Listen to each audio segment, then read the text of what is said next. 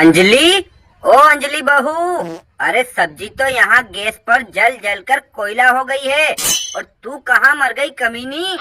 देखो निशा दीदी, आप मुझे जो चाहे कह लो, लेकिन प्लीज कमीनी मत कहो, वरना ऐसा पंच मारूंगी कि बिना टिकट के ही हम लोग पहुँच जाओगी। अरे कलमोही, तू ये जानती है ना, तू इस घर की छोटी बहू है, फिर तेरी हिम्मत कैसे हुई मुझसे ऊंची आवाज में बात करने की?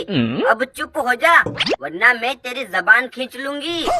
और आप भी मेरी सासू माँ नहीं हो, जेठानी हो तो जेठानी बन के रहो। ज्यादा बंदरिया की तरह उछल कूद करोगी तो मैं भी ईंट मार के तुम्हारा सिर फोड़ दूंगी। हे भगवान, दूसरे की बहुएं तो उठते ही चाय नाश्ता और खाना बनाने में लग जाती हैं। अच्छा, लेकिन पता नहीं मेरी बहुओं के अंदर कौन सी दुष्ट चुड़ैल की आत्मा घुस गई है, जो रोज सुबह 6 से लेकर दोपहर 2 बजे तक लड़ लड़ के घर में महाभारत खड़ी कर देती है।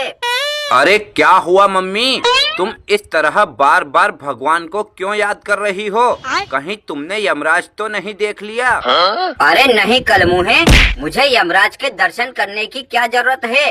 अरे तुम दोनों भाइयों की बीवियां ही इतनी खतरनाक है कि अगर यमराज भी इनको देख ले तो वो भी यमलोक छोड़ के भाग जाए।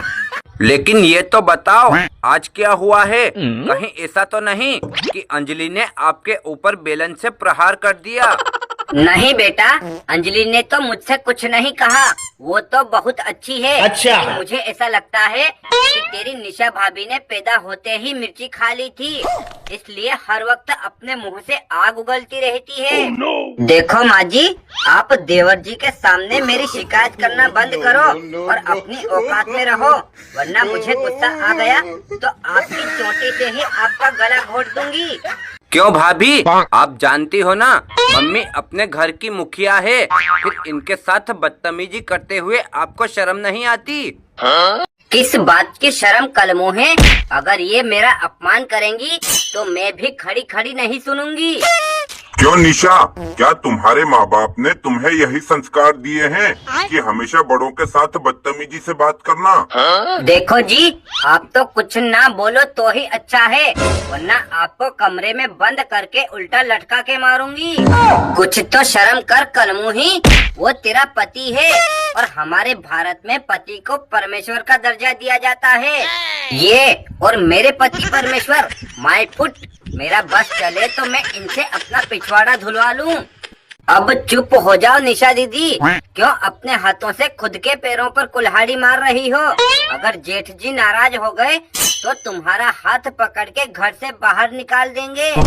वो मुझे घर से बाहर निकाल दे, ऐसा तो कभी सपने में भी मत सोच लेना। अरे उनकी तो औकात ही नहीं है मेरे सामने बोलने की, फिर घर से बाहर क्या घंटा निकालेंगे? देखो भाभी, अब आप अपनी लिमिट पार कर रही हो।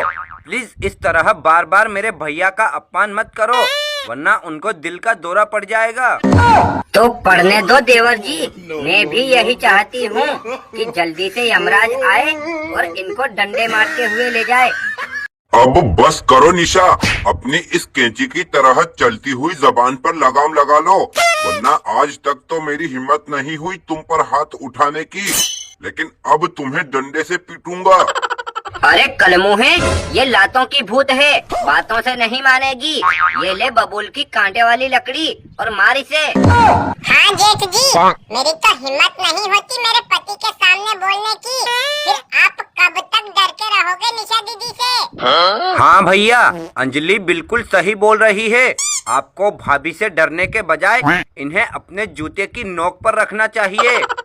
अबे ओ मेरे नकारा निकम्मा आदमी, देखो किस तरह तुम्हारे पूरे परिवार वाले मेरी बेइज्जती कर रहे हैं और तुम चुपचाप सुन रहे हो। मैं चाहती हूँ आज के आज ही इस घर का बंटवारा होना चाहिए। ठीक है बहू, घर का बंटवारा करवा ले और ये ले तेरे 4 टूटे फूटे बर्तन ले जा। अच्छा। देखो माँ जी, मेरे केवल 4 बर्तन ही नहीं थे, ये फ्रिज भी मेरा है, इसलिए इसे भी मैं अपने हिस्से में रखूंगी। इतना भी झूठ मत बोलो निशा दीदी, ये फ्रिज तो मेरे दहेज में आया था, इसलिए इसको ले जाने का तो सपने में भी मत सोचना, वरना मैं आपको जिंदगी गाड़ दूंगी। अरे बदतमीज अंजलि, तेरी इतनी हिम्मत कि तू मुझे जिंदा गाड़ने की धमकी दे। आजा मैदान में। अगर मैंने भी तेरी बत्तीसी ना तोड़ दी तो मेरा भी नाम निशा नहीं। क्यों भाभी, अगर आपको इतनी ही मिर्ची लग रही है तो अपने मायके से दहेज में कुछ सामान लाना था। यहाँ दूसरों के सामान चुराने की कोई जरूरत नहीं है। देख मेरे 1.5 फुटिये देवर, तू तो पूरी तरह से अपनी जोरू का गुलाम बन चुका है, लेकिन मुझसे बदतमीजी मत कर, वरना ये छुरी तेरे पेट में भोंक कर तुझे यमलोक पहुंचा दूंगी। अरे निशा, मुझे एक बात बता, तू एक साधारण सी औरत है या खून की प्यासी चुड़ैल जो इस तरह बार बार अपने परिवार वालों को जान से मारने की धमकी दे रही है? देखो जी, मैं जो कर रही हूँ मुझे करने दो और बीच में रोकने की कोशिश मत करो, वरना आपके पूरे परिवार वालों के साथ साथ आपको भी बिना टिकट के यमलोक भेज दूंगी।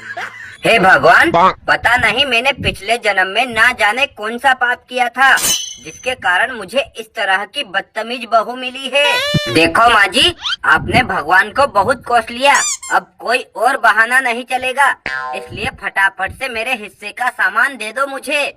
तो मैंने कब मना किया कलमुही, ले जा अपने 4 टूटे फूटे बर्तन और जहाँ तेरी मर्जी पड़े वहाँ जाकर अपना मुंह काला करा।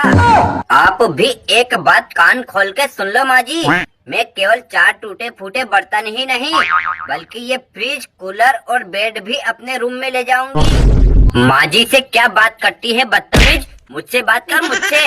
तेरे बाप ने दहेज में दिए थे क्या वो सामान जो अपने साथ ले जा रही है?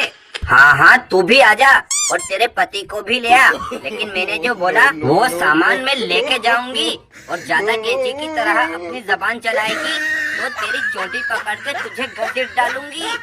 आप कुछ भी बोलो भाभी, लेकिन जो अंजलि के मायके से दहेज का सामान आया है उसमें से आपको छोटी सी कील भी नहीं ले जाने देंगे। तो क्या कर लोगे तुम लोग मेरा? मैंने जो बोला है वो सामान तो मैं हर हाल में लेके ही जाऊंगी, और अगर मुझे रोकने की कोशिश की तो बोरे में भर के तुम्हें इतना मारूंगी कि हड्डी पसली तोड़ दूंगी। अब चुप हो जा बदतमीज, अगर तुझे इन चीजों से इतना ही प्यार है तो अपने मायके से दहेज में लाना था। दूसरों के सामान पर कुत्ते की तरह क्यों नजरें जमाए बैठी है? मैं पूरे घर वालों से लड़ झगड़ के घर का बंटवारा कर रही हूँ, तो मुझे क्या सामान लेना है या क्या नहीं वो मैं देख लूंगी। आप तो चुपचाप जाकर झूठे बर्तन मांज दो, वरना मुझे गुस्सा आ गया तो इन सभी को छोड़ के तुम्हें ही मार मार के गंजा बना दूंगी। अरे कलमुहे, तू जानता है ना ये चिपकली से भी डरती है, फिर तू तो शेर जैसा है, तुझे इससे डरने की क्या जरूरत है?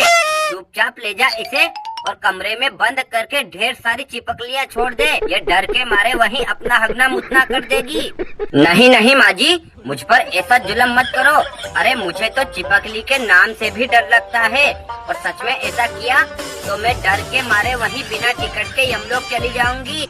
दोस्तों, अगर आप लोगों को यह सब्जियों का मजाक मस्ती वाला वीडियो अच्छा लगा हो तो इसे लाइक करके चैनल को भी सब्सक्राइब कर लीजिएगा। यहाँ पर रोज़ इसी तरह के मज़ेदार वीडियोज़ देखने को मिलते रहते हैं।